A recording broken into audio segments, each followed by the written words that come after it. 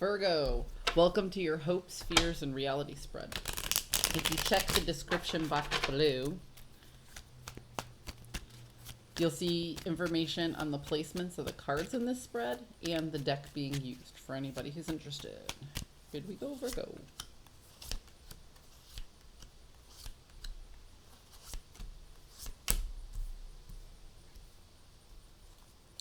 Virgo. You are hoping to let go of bad habits, and you recognize that some of these bad habits that you wanted to let go of were stopping your potential for resources coming in. And by resources, I can mean either health or wealth or help from friends, okay? So you had some habits in the past that were your habits, your problems, your vices, and you very recently came to terms with a part of yourself that you didn't want anymore. A part of your personality that you wanted to let go of. You still feel the urge to go back to those old habits, but it is the potential in resources and the potential for growth that is keeping you from going back to those old habits. So you are hoping to stay on this path to drop these bad habits that weren't serving your highest good. This is interesting, and this is why I had that little giggle. For your fears, you have the moon in the inverse, and you have the sun upright. Think about that for a minute. The sun is about illumination, and the moon in the inverse is about having all the pieces of the puzzle and putting it together. So why would this be in your fears? You fear the illumination of that bad habit. You fear the consequences of this part of your personality that you are trying so desperately to let go. And that is incredibly interesting, Virgo. Are you operating out of a place of fear to better yourself? Are you actually facing your fears to have that potential of growth? Are you learning from your mistakes? Are you elevating? That's amazing. Anyway, the reality of the situation is this isn't as easy as it sounds. It's very burdensome. If you think of each one of these sticks as a responsibility that you have to collect in order to move forward on your journey, you can see that the journey of this is not going to be easy. And why would it be? Why would it be easy to face your fears?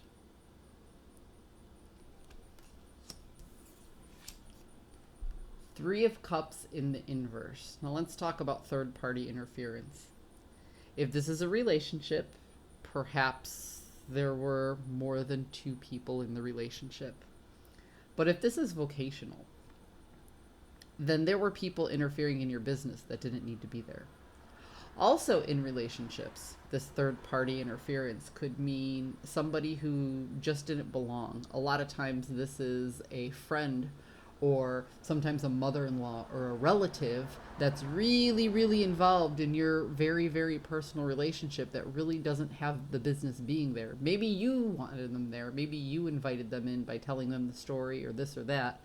But the other person, did the other person have the permission for this person to be really deeply involved? So the reality of the situation is it feels very burdensome because there were other people involved who didn't necessarily need to be there and didn't necessarily need to know. Again, fearing that illumination. You didn't want people to find out, and they did. And they judged you for that. And they judged somebody else for that.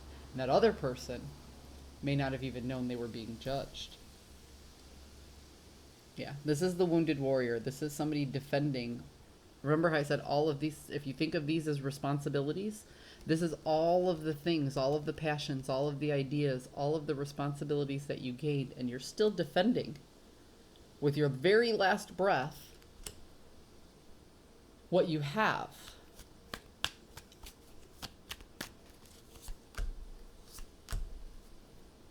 Yeah.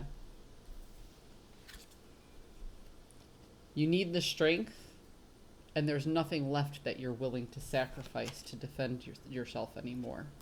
That's why your fear is exposure. Because in the process of letting things go, you're going to be exposing yourself. So this fear of illumination is a fear of vulnerability. So let's talk about vulnerability really quick.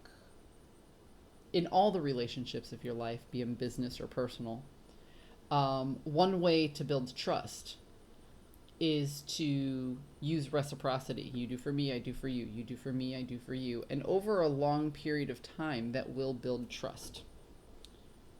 A faster way to build trust and a harder way to build trust, especially when it relates to personal relationships, is to just honestly express your vulnerability. So having these last 3 cards really changes this spread. Virgo, to me, this sounds like you're willing to express your vulnerability to somebody. And that you know it's going to be difficult to do. But you feel it's a necessary step to come clean in order to keep this person in your life. And apologize to them for allowing this other person to hear and to know very personal things without their permission. Virgo, this takes bravery and this takes strength. Never underestimate the amount of courage it takes to express vulnerability. I hope you found a message that serves your highest good, and I'll see you next time.